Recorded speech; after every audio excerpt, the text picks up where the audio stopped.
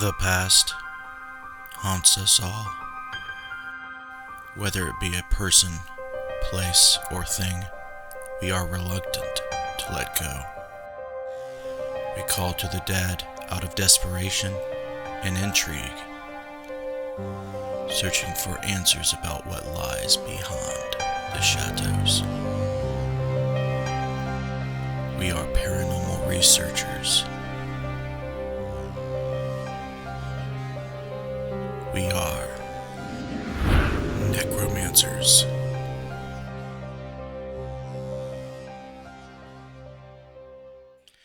Hello, and welcome to the Necromancer Live Show. I am your host, Justin Brown, and this is episode 32 with Jason Bland. Jason Bland is from Michigan City, Indiana. I believe so, if I said that right. He is the founder of Midwest Paranormal and the host of Paranormal Soup. He is affiliated with Late Night in the Midlands Radio Network. He is a very important person in the paranormal community, in the paranormal circles I hang out with. And without further ado, we're going to bring Jason onto the show. What's up, buddy? How's it going? Hey, how's it going, man? Finally on. I finally got you on here. Now you are officially not going to get rid of me. That's awesome, though. I gotta say, first off, man, when I first saw you were starting to do this show and I saw the title, I was like, I am so jealous. Why didn't I think of that title, Necromancer? I love that. I've always been fascinated with the whole mythology behind necromancers and the history, and even did some fiction writing about necromancy. So yeah, I was like, that is a really awesome title. Well, I'm a nerd. I played Dungeons and Dragons. I played fantasy role-playing games, on the computer, on consoles, you name it. And I always Diablo was one of my old-time favorites, and I gravitated towards the Necromancer roles and the whole idea that you could, use energy from, people's souls, spirits, essences, raise people from the dead. That was very appealing to me because I was dark and twisted. And same here.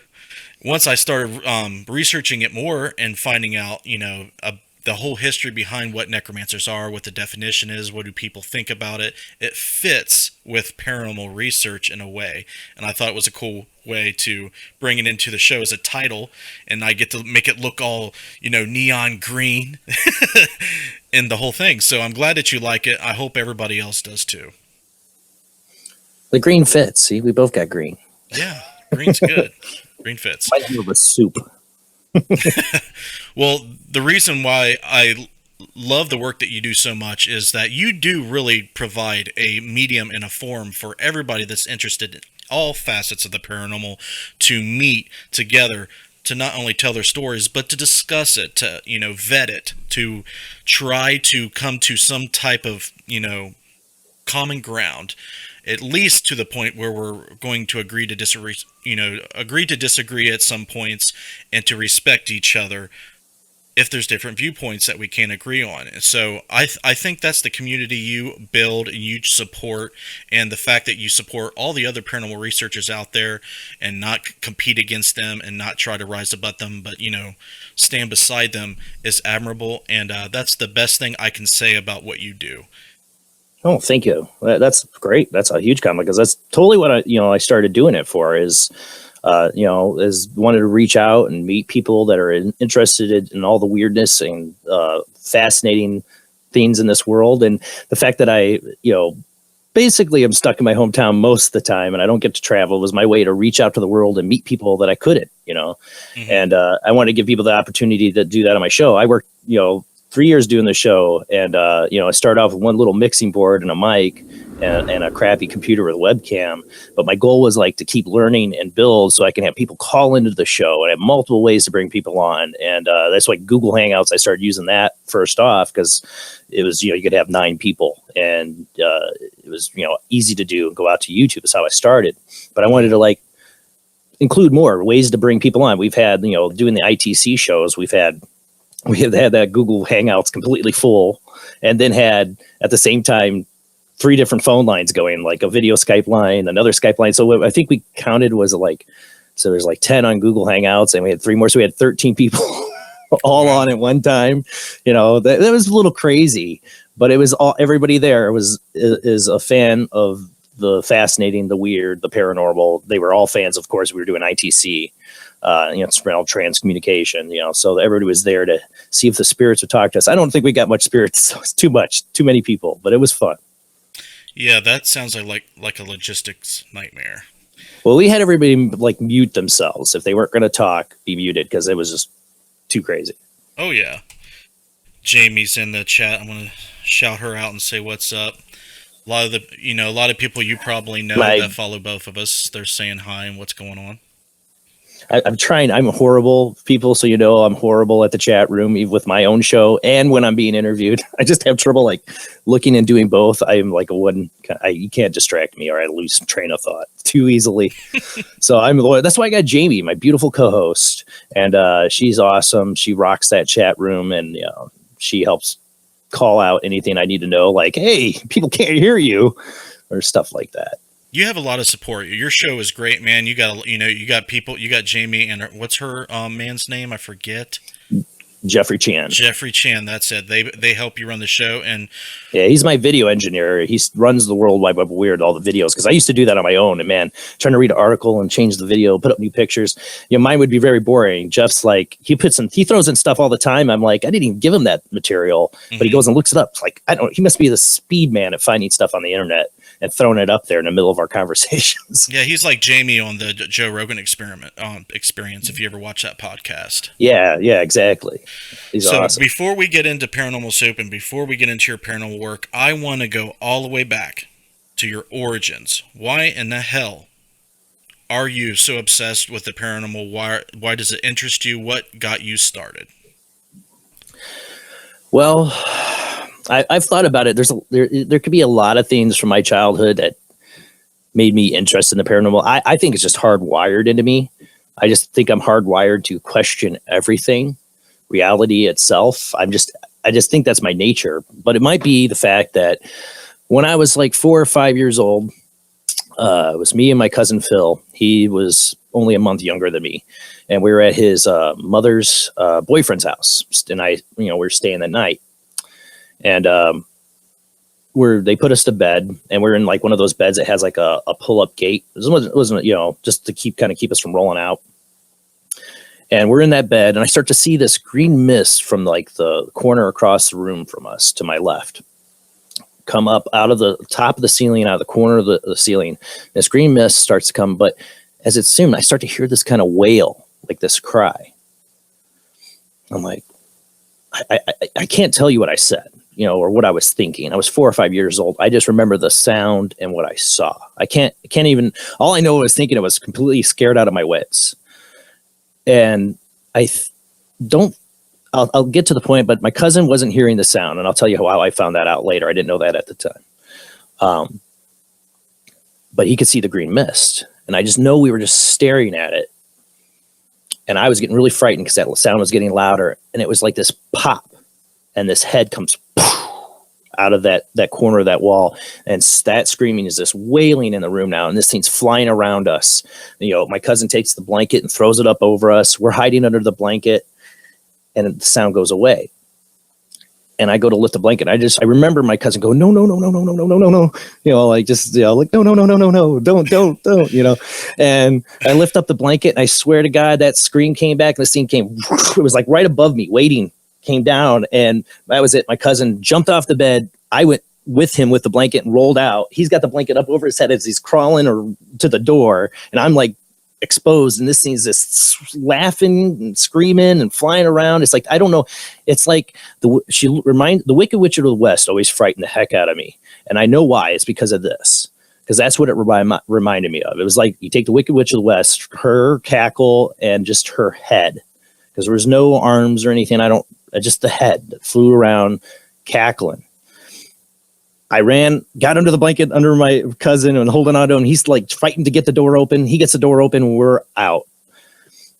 We wake up his mom. I think they were awake. It was his mom and her boyfriend. And we're like, we're screaming and crying. And I don't know what we said. Like I said, we were 4 or 5 years old. They go back in the room. Nothing there. So I had that. I never forgot that. That scarred me. I never wrote it off as a dream or anything. I had my cousin with me, but I never talked about it, but it was always with me. That's one of the paranormal things. The one I knew as a child right away, there's this reality is not what people are telling me. Because everybody told me the Wicked Witch of the West isn't real. Everybody told me, that the ghosts aren't real. But I just saw this, that was enough of a concept, I guess, in a 5-year-old's brain to know reality isn't what people are telling me it is. There are really goblins and ghouls and crazy weird stuff. And from that moment on, I believed anything was possible. Once you see a green floating flying head screaming at you, anything's possible. So years later, I think I was, So years later, I was thinking I was 13 or 14. I was hanging out with my cousin, and I don't know, it just came to me because ever since it as a kid, I've read I was soaking up anything about paranormal. So I was always talking about it, but I brought it up to my cousin, and, I said, you remember the green floating head? And he got really white, really pale. And we were sitting in the dark when I finally I popped this on him. We were building a fort inside a crawl space or something, we're 12 or 13. And of course, I do this to him in this creepy crawl space. I go, you remember that green floating head? And he gets really white. He's like, what? So the green floating head we saw when we were kids. He's like, what are you talking about? That was a dream. No. He forgot about it and just wrote it off. Oh, that was a dream. That never really happened. Mm-hmm. And when I said it to him, I just remember him just getting really white. I don't want to talk about it. Oh my God, that's real? That really happened? I'm like, yeah, I was there. I remember it. And he's like, I just thought it was a dream. No. So doing my research into stuff much later, I'm Irish, a lot of Irish in my background. He probably might have a little bit Irish from his side, but from my father's side, not his side, he's from my mom's side, a lot of Irish. And I found out talking to him then, he said, well, I don't remember it screaming. I just remember the green floating head. I don't remember hearing screaming or anything. He didn't hear it, is what it sounds like. He doesn't remember hearing the scream. So I did research about the scream, started looking at that and looking at folklore. As a kid, I looked into this and discovered about banshees and the wail, the scream, and some were disembodied heads, some were on horses. There's a lot of different mythology around banshees, and their appearances and stuff. But there were a few that were like a face or a screaming, and the wailing. The wailing is what really got to me. I don't know.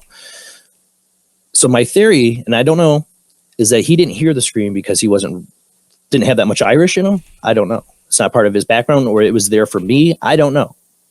And I don't know if that house was haunted. I never found out. Never could get the info if that house was haunted or anything happened there. But that's what set me, if anything set me on the path in the paranormal, that's one of the childhood experiences I had. I have other stories if you want to hear them. Well, that definitely set me up for it. I think that will suffice for now. Okay. I have a feeling that you could probably take this whole hour time slot and tell me all kinds of stuff, but we'll try to shift gears and go on from that, because that's insane.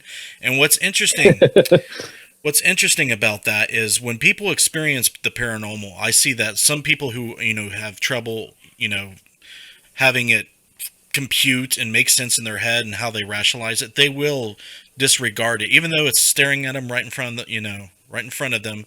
You acknowledged it and validated it to him, and he still, sorry about my phone, he still didn't want to have anything to do about it in his reality.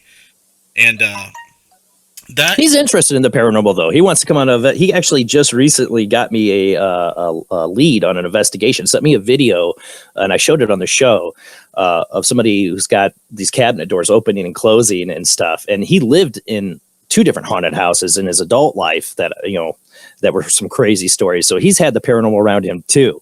But he doesn't go dive into it like I have, but he's interested and he wants to go on this investigation. He's always had that slight interest, because I think part of that is that experience he had like I had. And once he discovered at the age of, I think, 13, that was real, that piqued his interest more. That's very cool. Nothing like that happened again. You didn't experience anything like that again, right? Yeah, I got one more tidbit to that story. I didn't experience. I've always wondered if I'm ever going to see the green floating head again. If it's a banshee, family lines can be cursed by it. Mm-hmm. That it runs through certain family lines that see it. And I've tried to find out if anybody else. The problem with that side of the family, I'm very detached from it. I have an aunt that I still talk to. but not much else. My dad wasn't really a part of my life, so I don't have a lot of information on that family, but I would love to know more. I've tried recently to do more research and find out more about my family's past and find out, if any, it would be great if there was any story in the family of somebody else seeing a green floating head, so I could quantify that theory. But I was one of my first. I took a extracurricular course for Purdue North Central in paranormal investigating. The guy that ended up becoming my mentor taught that class. His name is Mike McDowell. He started Indiana Ghost Trackers. It's been an organization that's been around a long time in Indiana. He was doing ghost hunting before there was TV ghost hunting, And he took us to this tavern bar or whatever. We were doing the banquet hall. We had, doing EVP sessions, learning the stuff. And afterwards, we all went down for drinks, the class. And I'm sitting telling somebody that same Banshee story, if that's what it was, at this table. Everybody's talking. And I see him looking at me, and he turns and he's looking at this other girl. I can't hear what they're talking about. He goes, "Everybody stop." He goes, "I just heard Jason talking about a green floating head. And just down at the end of the table a few minutes ago, I heard, I don't remember her name now, so-and-so down there talking about a green floating head." He's like, "All right, Jason, you go. You tell your story. And then we're going to hear hers and see if there's any similarities." And I told my story, and then she tells hers. She's about the same age, 4 or 5. And she heard this like crying or hackling. It's like, it's hard to say. It's like, is it crying or is it evil laughter? It goes back and forth. And I've always wondered, was it in my head? Like, you're so young, the memories, I just know that sound, but it's like, was I really hearing it with my ears, or was it like telepathy into my head? I don't know. I couldn't like tell a you. psychic sound. Right.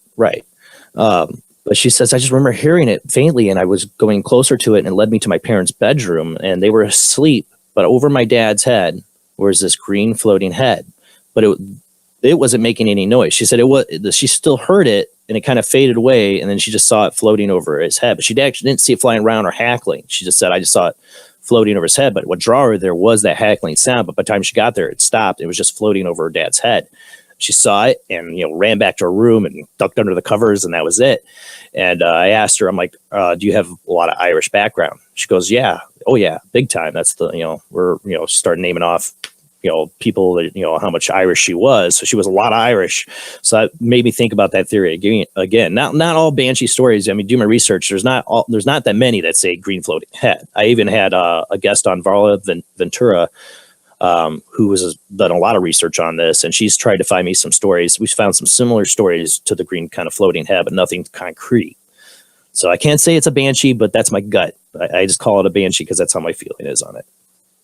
Yeah, we're not going to pretend to know for sure what things are, but it's interesting that there is some type of parallel, in relation to the mythology and the folklore behind the Banshee story and the myth. That's really, really nuts. I've never ever heard anybody tell me anything like that, and I'm glad that you did, because that's just, your parents lay you down at night as a child and say, "There's nothing to fear in the closet. There's nothing to fear under your bed. The boogeyman's not out there." And that's a flat out lie.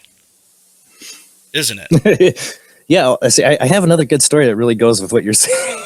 I really do. All right, go. Let me tell her really quick, because my mom might be watching. I don't know. She's pretty tired, and I don't know if she's watching. But this one has to do with her.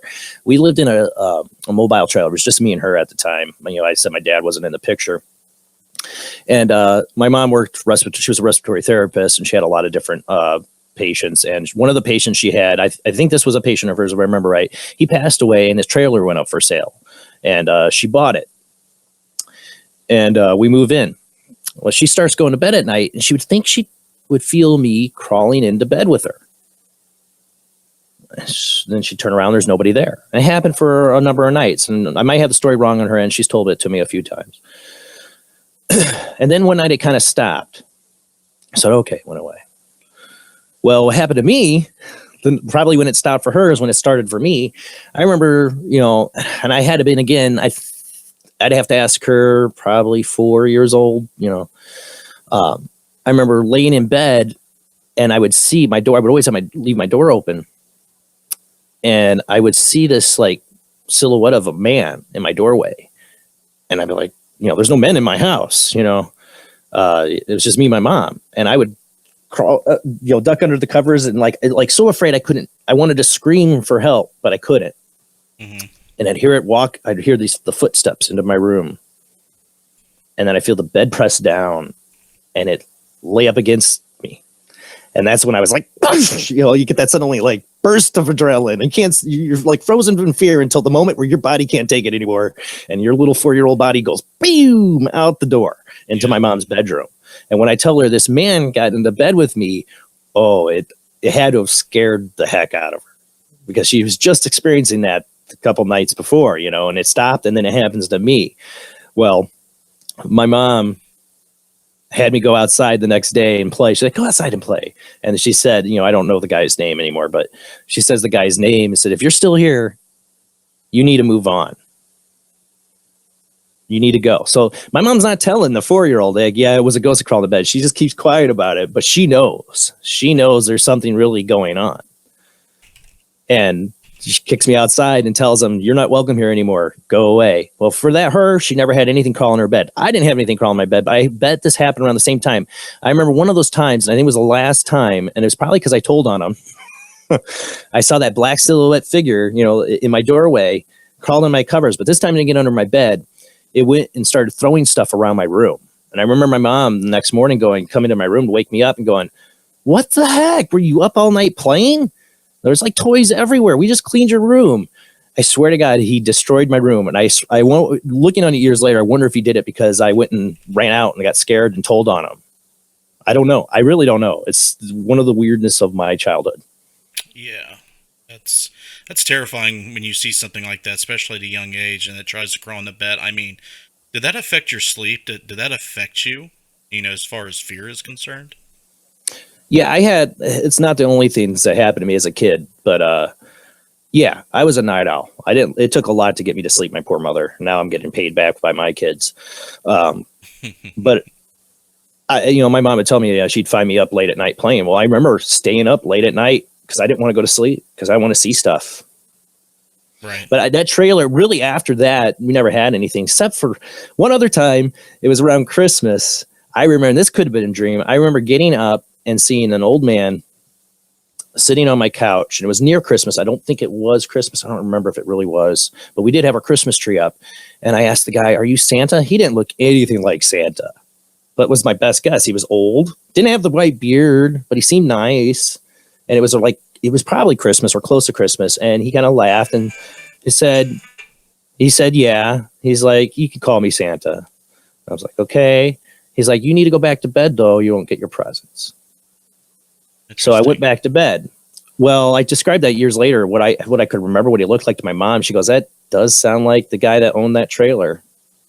Mm-hmm. She's like, there would have been no old guy sitting on our couch. So either you were dreaming or it was him. But I described what he looked like to my mom. And she's like, yeah, that sounds like him. Yeah, that's crazy. Not a lot happened in my childhood. It happened to me in my early 20s, like the most profound stuff. Like what you're talking about is pretty profound. It's not like hearing a bump in the night.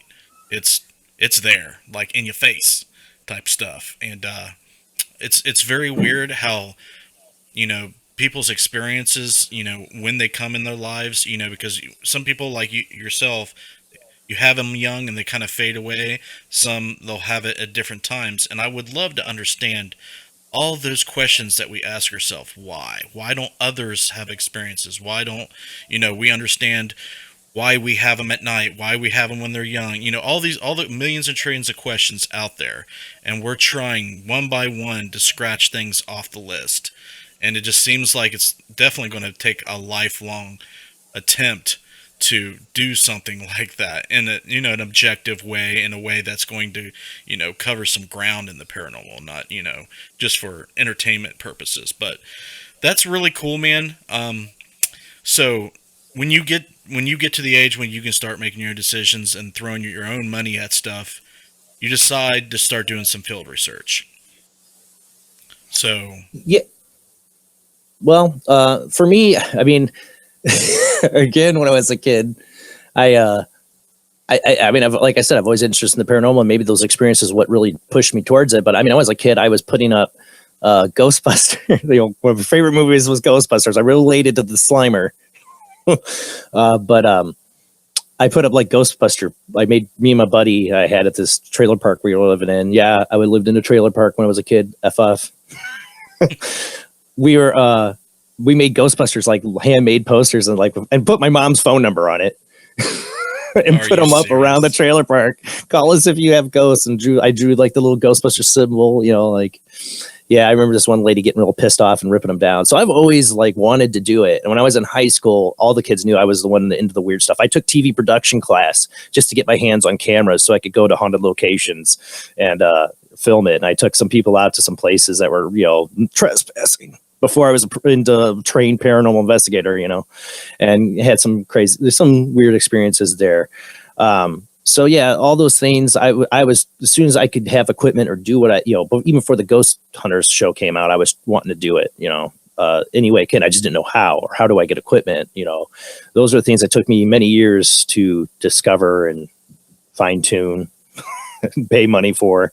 So how did you discover, and what got you into it?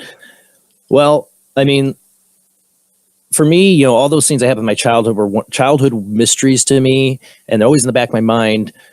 But when I was 17, I had a really dark experience, like really, really dark experience, like the shadow person experience. And if people want to know that whole story, because it's probably too long for an hour show, you can find Mike Rickseker's book, Ghostly Encounters 2, Volume 2. I wrote that whole story out. It's in that book. Go check it out. Mike Rickseker's Ghostly Encounters, Volume 2. I wrote the whole story out there, but I had a shadow person experience that lasted 4 months that involved me being terrorized to the point of being suicidal. Trying to convince me to hurt people. I've never wanted to quantify it as demonic. I'm not a Christian. I'm agnostic. I question everything. Not that to say I don't believe that the demonic can't be real. I really do. But I felt like this was something else, something alien. I don't know how to price it. I'm not saying it was alien, but I don't know. Interdimensional. I don't know. I just have never been able to say it was demonic experience, even though I could definitely relate to people's demonic experiences to mine. It was evil for sure, but I felt like it was something different. I don't know. It ended with me being levitated up off my bed 3 times and thrown down before basically I feel like a divine presence saved my butt from it. It's a crazy story. And like I said, too long probably for the last half hour of the show we got. It would take up the whole show. But that experience solidified my journey to the paranormal. That was it. After that point, I was cautious for one. I learned caution because I got into this trouble from not being cautious, being like those dumb butts on TV you see sometimes, not going to say who are like, come on, go show me who you are, being stupid and challenging and stuff. It's like poking a stick into the dark and you didn't know where the beehive's at in there, and you might poke it and get stung, and they're going to chase you out and follow you home. That, I learned my lesson early, thankfully. It could have been a real bad. And it makes me wonder, people that, I hate to say this, I'm just going to put it out there, and I know some people don't like it, but if you want to talk about demonic or shadow persons, once you've had the experience I've had, you believe there is really evil. I couldn't go totally Christian or go to a religion. I'm still agnostic. I still question everything, but I do believe that there's a presence of evil. I do believe in another side. I do believe in entities that are evil and can influence people because I experienced it. I can't deny my experience. Right. I'm not going to name names of what it is or try to quantify what it is, but I know there's something. And if there's something happened to me, how many other people has it happened to? It tried to lead me to hurt people. It tried to lead me to hurt myself. You wonder, today we have the shooting in Florida. People, I'm not trying to take responsibility away from people. The person that did it has to face the responsibility. And if I would have done anything because of this influence, it's still my responsibility. But there are things out there that do influence people. I know people don't like talking about it. They don't like to think that. It's a scary thought. Well, I lived it. I had that experience for 4 months. This thing terrorized me. It was in my dreams. I could see it. It's not seeing a shadow out of the corner of your eye. That's most people's experience. And most of the time, I think that's a spirit you're seeing. Mm. The shadow person I saw was right in front of me. black mass figure in front of me more than once. And, conscious, awake, not dreaming, seen it. These things are real. That to me, that solidified me in the paranormal. From then on, going forward, everything I wanted to do was I wanted to learn. I wanted to know more. I wanted to investigate. And then my mom knew my interest in all this stuff. I didn't tell her a lot about the shadow person experience while it happened. And she thought I was having depression and a psychological breakdown. Right. She made me go see a therapist. She didn't know what was going on, because you don't tell people when you're experiencing this stuff, because they're going to think you're crazy. They really are going to lock you up if you tell them all the crazy stuff you're seeing and it's happening to you. They're going to lock you up. That's your thought. Yep. So you wonder how many people else are suffering like that. And that's why I got into the paranormal. And that's why I do residential investigations. And I'm not knocking anybody that does the big locations. I'm going to the Bel Air house, which is a residential technically. But I like to do people who are living in homes and residential, because that's the reason I got into it. I want to help other people that are going through some kind of paranormal experience like I did and feel like they have nobody to talk to, because people are going to think they're crazy. Can I ask you something? I want to, yeah. Not to interrupt, but do you feel any type of, are you drawn to the Bel Air house at all? Does it call to you? What brings you there? Well, what brings me here is my friend Steve Huff's going to be there. That's one reason. I've never met him. We've talked a lot online, and I've had him on the show 4 or 5 times. And Bill, that's on our show, Bill Padera, Bill Perry, as a lot of people know him. Mm-hmm. We've done a couple things together now, so he just has to drive to my house, and then we drive to Ohio. That's basically it. So we have a place to go on. I wouldn't say there's anything else that's drawn me there. I watched the Paranormal Lockdown episode of it. It seems really interesting, but I can't say anything's really drawing me there. I will say that. Well, I will say this though. When I first saw the first time I ever saw the Bel Air house, the video of it from the Paranormal Lockdown, the first time I ever saw it was that episode. I didn't know much about it. I do say that the front of the house it felt eerily familiar, but I can't tell you any more than that. You want to know why? If you notice, I don't know how deep you go when you analyze, but there's a lot of different residential hauntings, and when we're just talking about, farmhouses, regular residential homes, they share similarities with certain types of hauntings. The certain look. That's why people go by a house, they look at it, and I was like, oh, there's something, freaky about that house. There is. It's like a look to it. Yes, I get what you're saying. But part of my research is that there's a lot of poltergeist cases and a lot of cases with shadow figures as well that have like crazy similarities. And the Bel Air house is definitely one of them. One of the similarities about the Bel Air house that I've seen, because I was actually there recently, is the layout is not a typical layout. It's definitely shown signs of an older version of the house being added onto, and it's like a custom home. It's not a production home. And what's interesting about the Bel Air house is it's got something kind of dark in it. And Kristen Lee is pretty, let's just say, she has come to terms with her, life pretty much being influenced by, raising a family and trying to dwell in there with a family. But it just seems like it curses her existence. She can't get away from it. So it almost. I've seen this. Yes, you've seen this in other cases. I know you have. Right. I know I have. You can go back through the literature of paranormal cases. This seems to be a very common occurrence. But before we go on, I was wanting to mention to you about the Bel Air house. It seems like there's a dynamic between the owner and the entity that's there.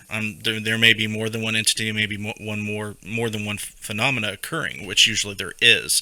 But the interaction between her and other living people that's tried to live there, and just the history that you'll probably learn about when you go, is really, really crazy. But Kristen definitely she's some part of the equation to that place. Right. Oh, yes. They always are. I was just talking about this. I think I was talking about this with Jimmy Pettinito I had on my show. That I always try to see, if a client, I've had clients for residential say, oh, here's the keys to my house. Check it out.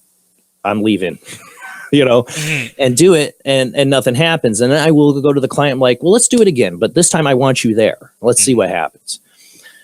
I think not every case, people like, oh, is this how all paranormal works? No.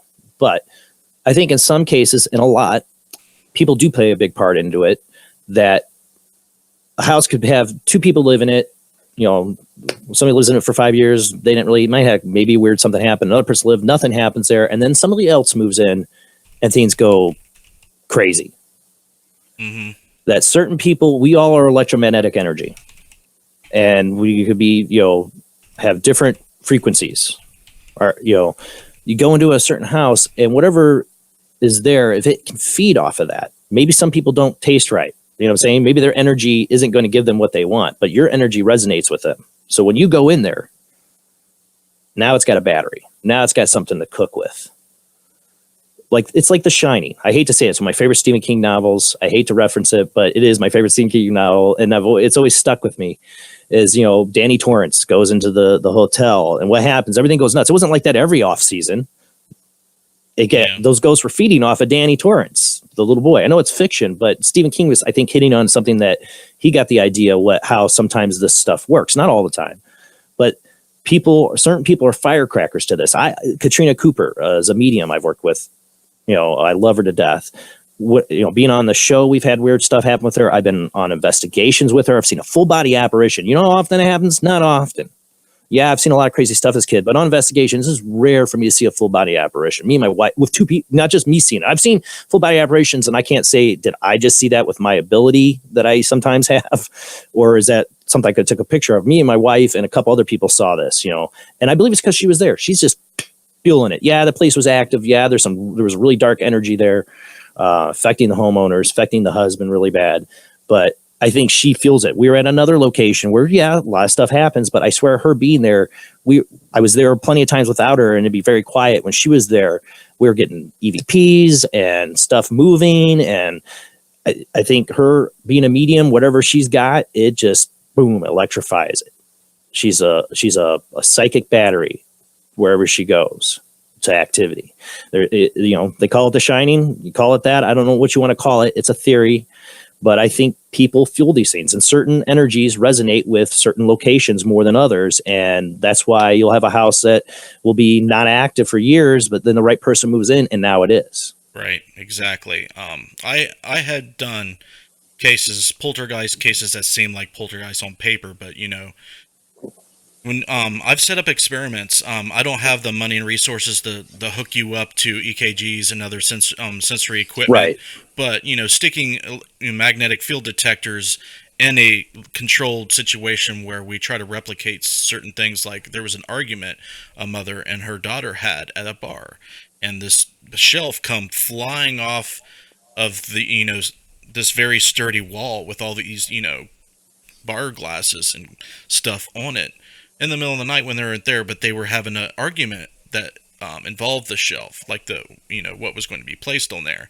So I did a scenario where they started up the argument again, and I just stood back and observed and set up the equipment, and we were getting magnetic field spikes when they would really, really get upset, and other things would move on their own. Can I ask, what were the ages?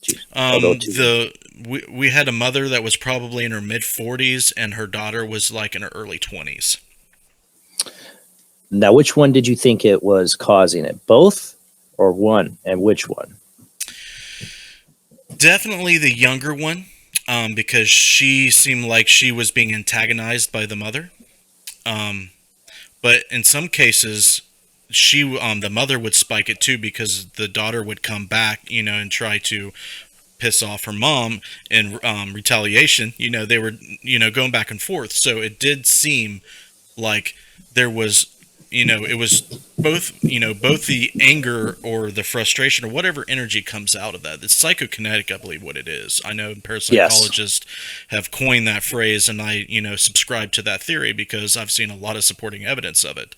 But it's the force. It's something. It's something. It is a force, and it is an energy, and it's detectable. But it's just insanely hard, especially with, limited knowledge of such things, improper equipment, and setting it up and controlling it to understand it scientifically.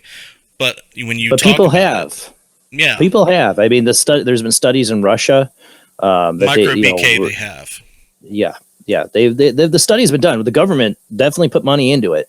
Absolutely, that we know of. I'm saying that we're privy to and that we have access to. The information, but there's a lot of access now. Years later. I mean, if they discovered anything, they went dark with it. But I mean, Hmm. there was the famous woman who could stop a frog's heart in Russia. It is no joke. Yeah. The Russians took it very seriously. It was not a gimmick. It was not a hoax. And she had very poor health. What I found most interesting about that story, and I can't think of her name, and I butchered it even if I did, is that she suffered severe health problems from doing those experiments. Nina Sharp. Kolagina. Yes, see, I would butcher that. I don't know if I'm right. She would. One of the things when stuff would move, she'd say, "I get a really sharp pain up my spine."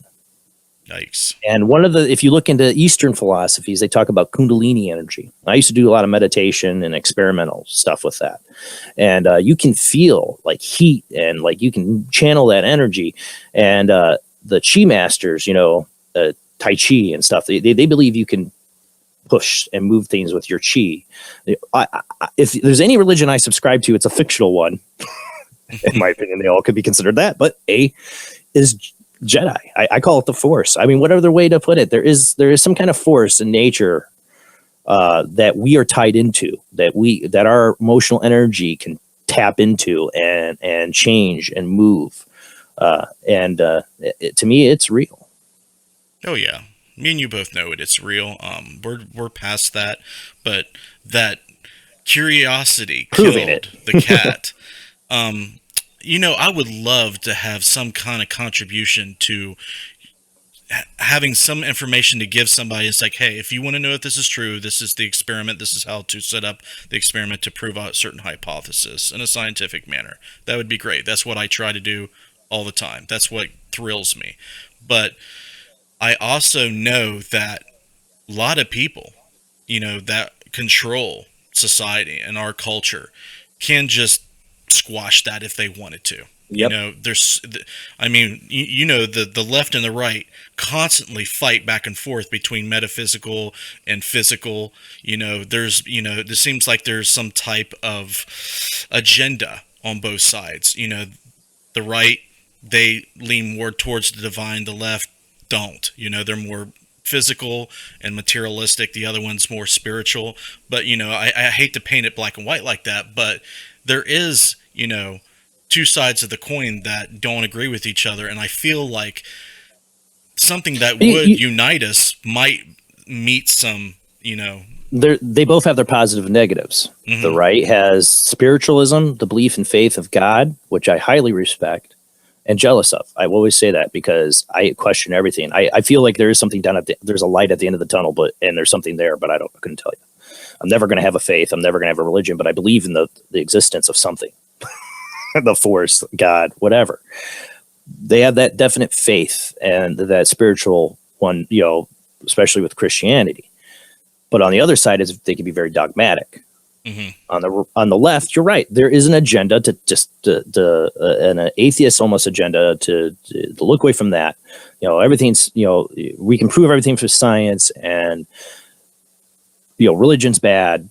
I get that. I understand that. But they're in their own dogmatic way that way too. It's an atheist dogmatism and skepticism. And there's all of it's a distraction for what's going on. There is agenda of people who do know. I think they know it's real. Oh yeah, and they use it to their advantage over all the other little peons below them. And they don't want the peons knowing about the secret. They don't want peons knowing about the real stuff, because I believe there's aliens too, people. You want to go down that rabbit hole?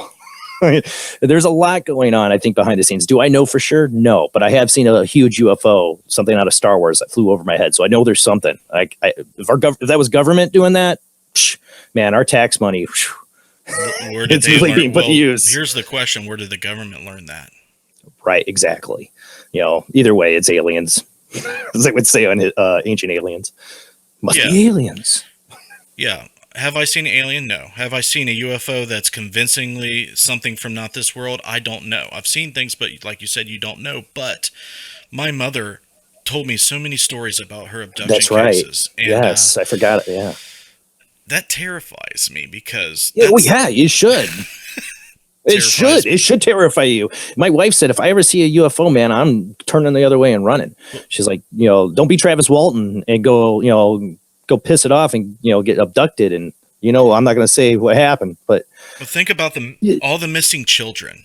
Like if you look at the statistics, it's missing not. people, missing people. You just see that article recently about a skier who ended up like 3,000 miles away from where he went missing. They had search parties and everything. And I'm still waiting for more to come out on the story. I'm talking about the World Wide Web of Weird, but he doesn't have a memory how he got 3,000 miles away in a matter of a day Yeah, that's really from strange. woods.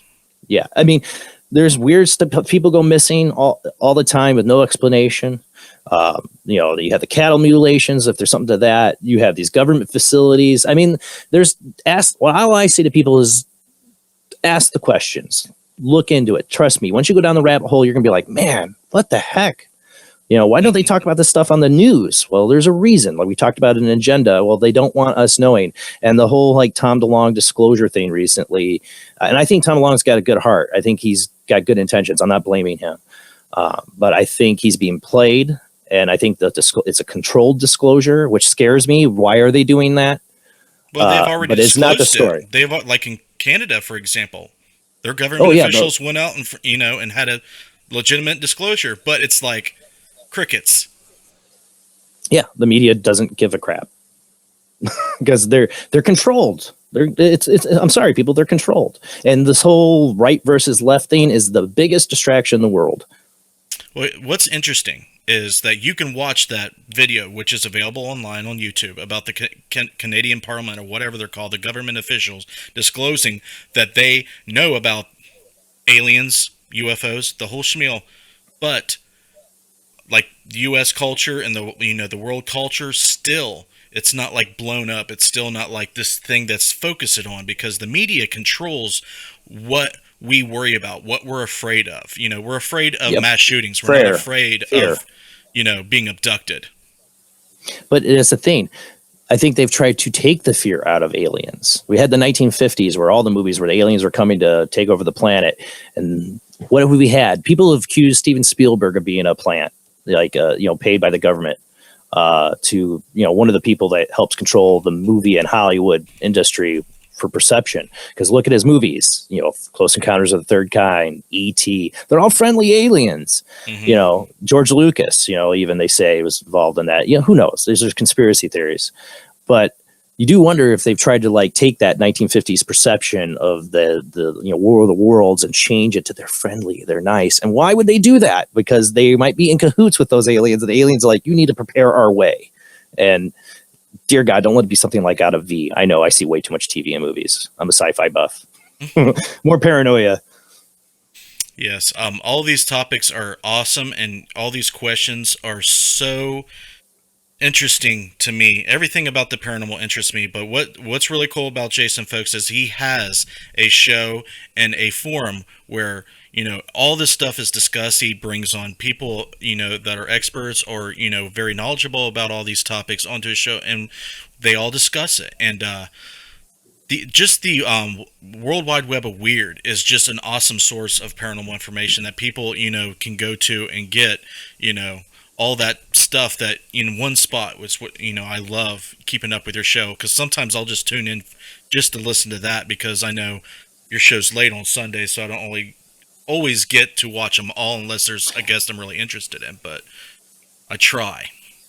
Yeah, I know it's hard for I have like the worst time slot, but it's my only time to really get to do it. And I love doing World Wide Web of Weird. It's how I kind of started doing the show. When I first started 3 years ago, I'd start out with it was me and my friend Judy, and I'd pull up some articles and play. Really, it was more at the beginning. We'd surf YouTube on the show and find paranormal videos before the show to play, and talk about seriously and sometimes laugh at some of the ones that are just really bad. Yeah. But I started getting really into the articles and what's going on, and every week, there's always something weird going on. Every day, there's a John Lennon song I love is "Nobody Told Me to Be Days Like These," and I remember the first time my mom played that song for me. I'm like, yeah, I like this song. And now, as an adult, I go, man, this song really resonates with me. I feel what John Lennon feels, because one of his lines in that song is, I saw a New York UFO over New York, and I'm not too surprised." Right. you know, and nobody told me there'd be days like these. It's crazy. It's really crazy. The Well, world we're living in. some people are told. I know my mom disclosed a lot of things to me, and whether I liked it or not, I took it in. And for years, I thought she was crazy until I started having my own experiences.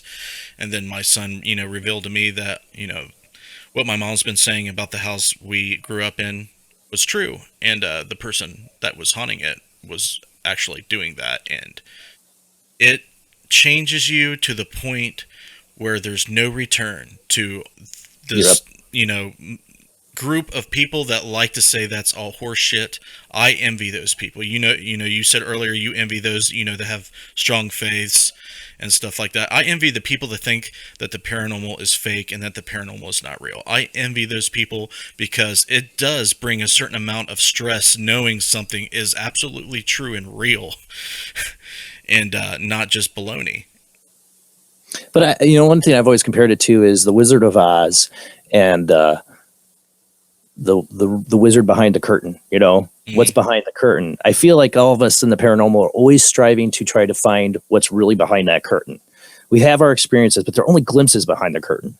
They're all just glimpses. You spotted a UFO, you saw a Bigfoot, you had a ghostly encounter. They're all just glimpses of this other reality that everybody else tells us isn't real, but we've seen it. We've had glimpses of it. We've had experiences. We've touched it. We felt it. We smelt it. We dealt it. It's there. We know it's real, but we don't have the answers. We don't know who the man is behind the curtain. We don't know what's going on. When it comes to the paranormal and the other side, what the afterlife is, or it comes to aliens and what the government's doing behind our back, and secret societies. I mean, all these things it's what is behind that curtain. Yep. What is the real? If it's overwhelming, it's an overwhelming feeling to try to. When you go down those rabbit holes and your brain just racks itself trying to complete wonder. But my thing is like, how can people not find it fascinating?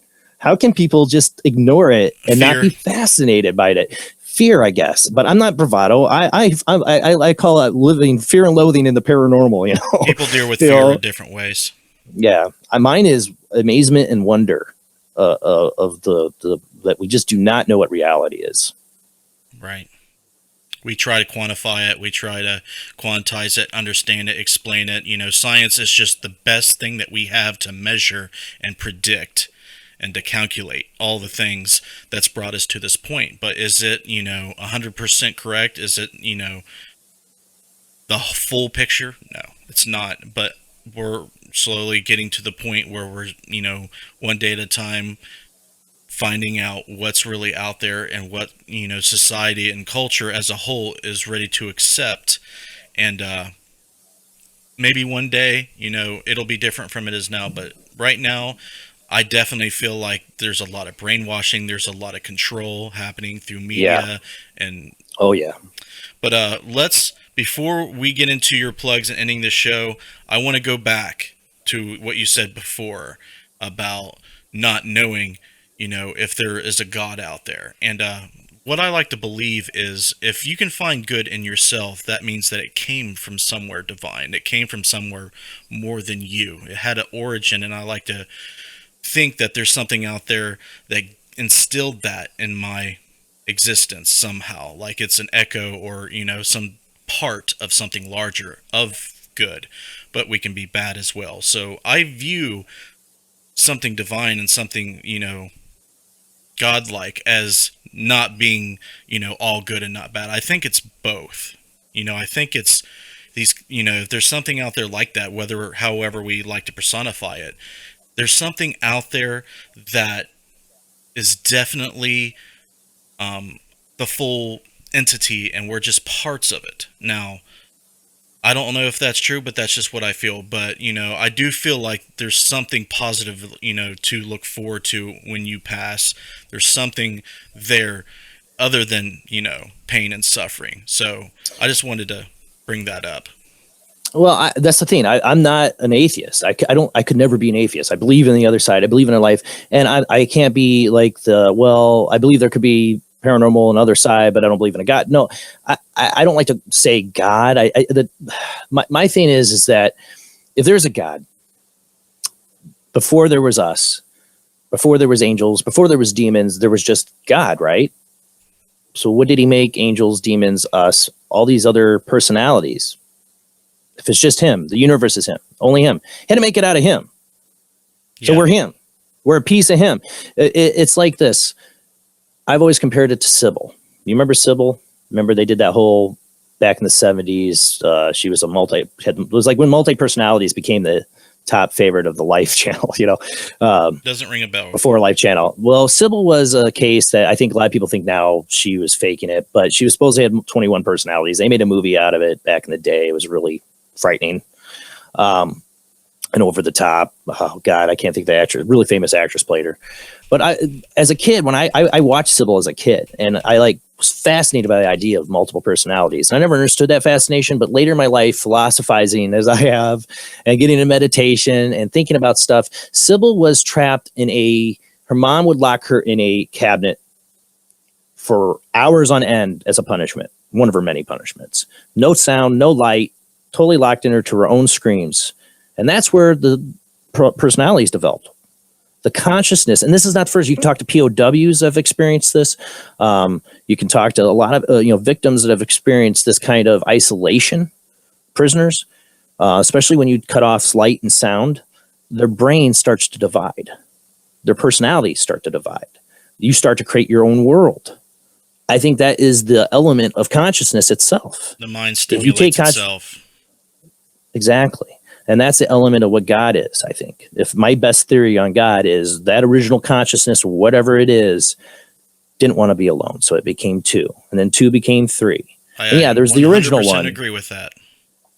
And if you look at people, and I think one of the best cases for this, my theory, is people who have multiple personalities. A lot of them, and it's not always isolation. Sometimes it's just pure torture, being abused, where they have to escape the pain and the abuse that they're being inflicted upon them. So their brain breaks, it fractures. Yeah, there's different reasons why, but I think the main thing is connection. Everything, consciousness needs to connect with something else, whether it be pain, love, suffering, life, death, whatever it may be. It needs to connect. It needs to have a duality.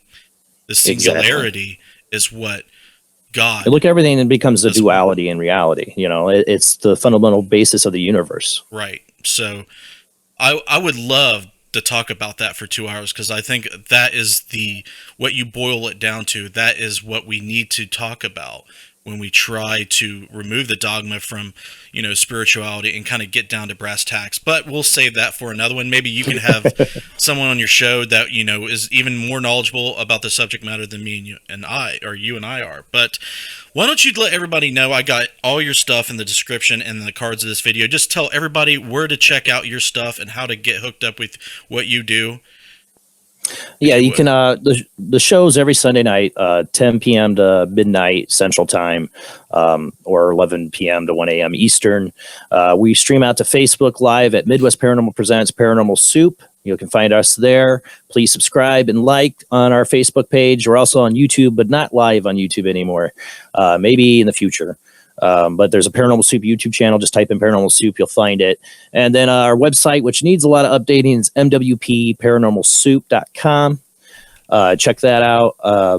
And then we're on Late Night in the Midlands Radio Network. Go to latenightintthemidlandsradionetwork.com. We need your help on there. If you want to, I don't take any money. I don't get any money for my show, but Late Night in the Midlands, to keep the radio network, we do ask people to help donate or subscribe to the network, to keep it running.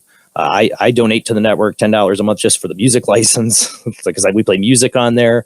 So you can listen. If you don't like to watch, you can listen, or you got to step away from the Facebook Live, or there's a call to listen line if you have to leave, or you're going to be on the road and you want to listen by your phone. You can listen that way. We've got a lot of different ways for people to listen to the show or watch the show. And it reruns on Late Night in the Midlands Radio Network as well. And we're on TalkStream, TuneIn. You can listen off the website, and it has its own L&M chat room too. Awesome, Jason. Thank you very much for taking an hour out of your busy life to come on the show and have a talk with me. I know I've been on your show a couple times, but I just wanted, to get on a little personal level, get to, ask the few questions that, that I always ask when I try to get to know people. This is all about connecting. This is all about getting to know the people that love the paranormal and, just love talking to people and getting to know them. So thank you very much for coming on. Thank you for having me on. I love talking to you, Justin. You're such an intelligent, curious investigator. You're looking for I love your dedication to finding a way to scientifically prove everything you approach. And that's what I love about your work. And you bring the tech too, man. I love your live streams. You gotta have the tech. You gotta have it. I don't have the money for the tech half the time, but I put that into the show. I don't have any money anymore. Yeah, right. All right, buddy. Well, I'm going to send the show off. We'll leave it there. You have a good night, and I'll see you again soon. Yeah, man, we definitely got to get you back on Paranormal Soup again. Anytime, brother. All right, man. Have a good night. You too. All right, there you go, folks. Jason Bland of Midwest Paranormal and Paranormal Soup. Please go over to Facebook, check him out, and follow the show. Go to latenightsmidlands.com. Check out that show. Support him every way you can. If you want to, have a very good source of paranormal news and watch a very, very awesome show that he puts on, check that out, please. I recommend it. Thank you all for watching. Again, it's been great. Thanks, Scotty, for super chatting the $5. I always appreciate it. It helps me out a lot. We'll go right into the social screen here. If you would like to support Interface Death and the Necromancer live show, please consider doing so on Patreon at patreon.com/support Interface Death. Okay, you can support the show by Patreon or through Super Chat. Follow us on Facebook at facebook.com/Necromancer Live Show. You can check out the paranormal researcher I do. You can keep track of what we do and the updates and the videos on Twitter, and check out some cool photography on Instagram.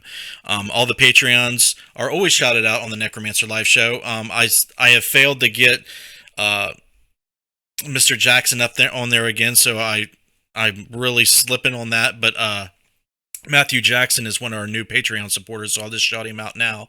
But Matt Benton and Clay Borman is still going strong, and we appreciate that very much. So, with all that being said, I'm going to leave it there. Thank you very much for tuning in. You're in my hearts. Keep safe out there. Next week we have Tony Filosi coming on to the show at Wednesday, 9 p.m. EST, same bat time, same bat channel. You all have a very good night. We'll see you again soon. Stick around for some promotions. I'll see you next time.